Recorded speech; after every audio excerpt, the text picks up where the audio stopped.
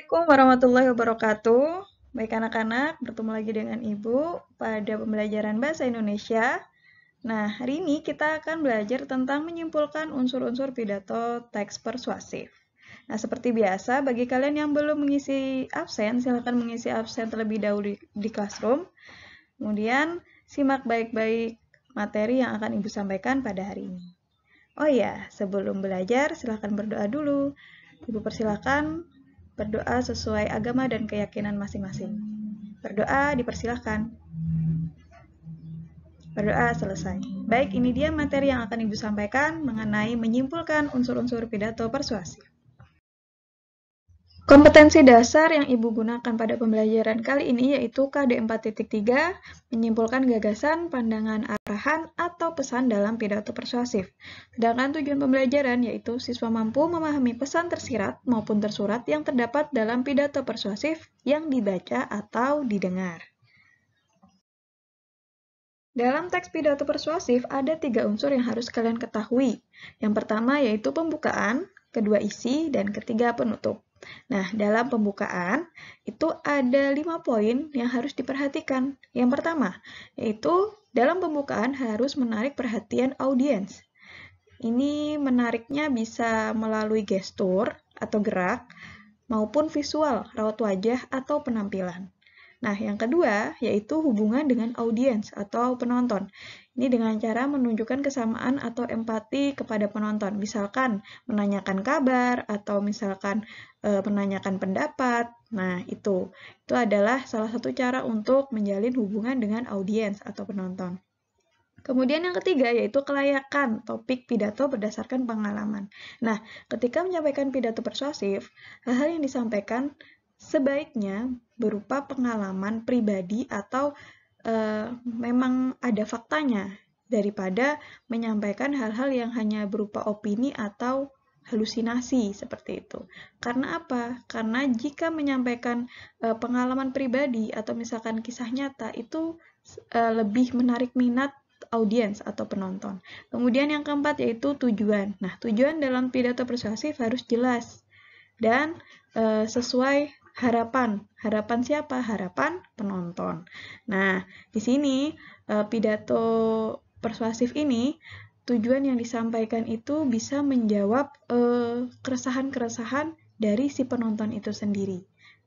Kemudian yang terakhir yaitu adanya peta jalan. Peta jalan ini apa? Pokok-pokok pikiran yang terdapat dalam pidato persuasif. Nah, pokok-pokok pikiran inilah yang nantinya harus sampai ke penonton.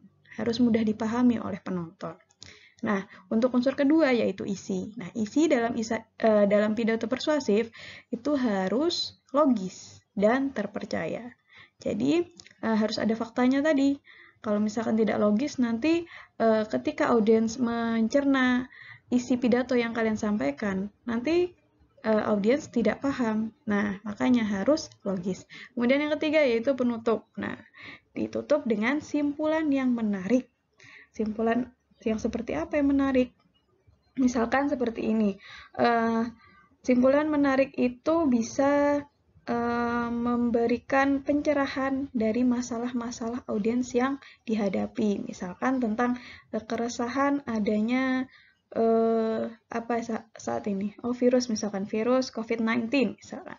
Nah, simpulannya bisa memberikan ajakan atau metode-metode ampuh untuk menghindari si virus ini. Nah, itu merupakan salah satu simpulan menarik yang ada dalam teks pidato persuasif.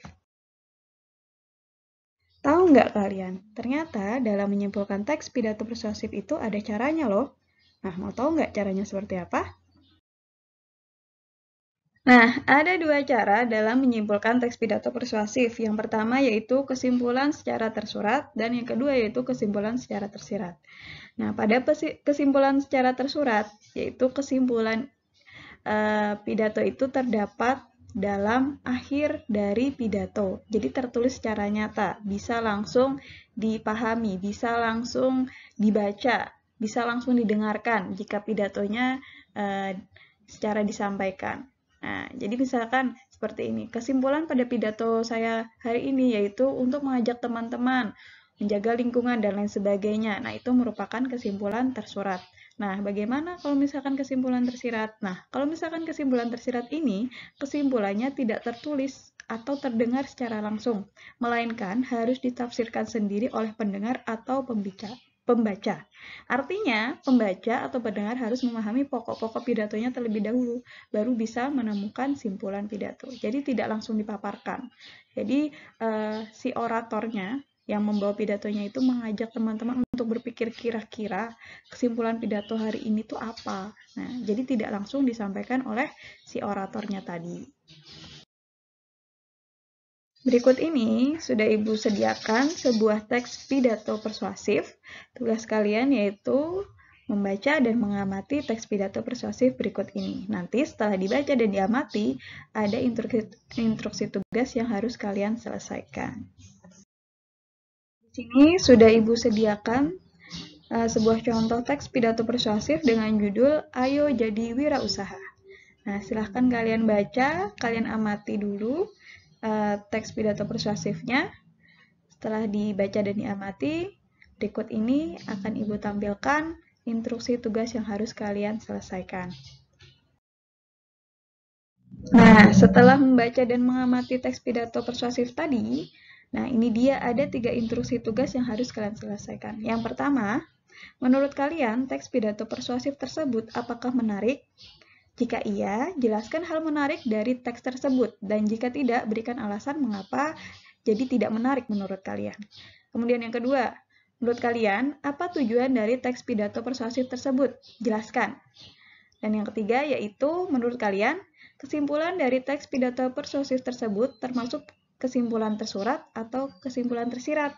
Nah, setelah itu kalian buat simpulan dari teks pidato persuasif tersebut menurut versi kalian. Nah, silahkan kalian kerjakan di kertas tugas. Jangan lupa cantumkan nama dan kelas. Kemudian kumpulkan di classroom.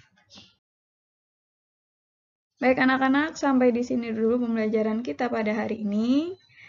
Nah, pesan Ibu, jangan lupa dikerjakan tugasnya, kumpulkan tugas tepat waktu, dan Ibu mohon kalian cek kembali tugas yang lalu. Jika ada yang belum dikerjakan dan dikumpulkan, segera kerjakan dan dikumpulkan di classroom masing-masing.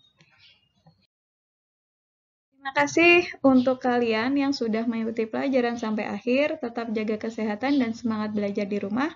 Ibu akhiri, Assalamualaikum warahmatullahi wabarakatuh. Oh ya, jika ada pertanyaan, silakan tulis di kolom komentar atau ajukan pertanyaan di classroom. Terima kasih, tetap semangat belajar.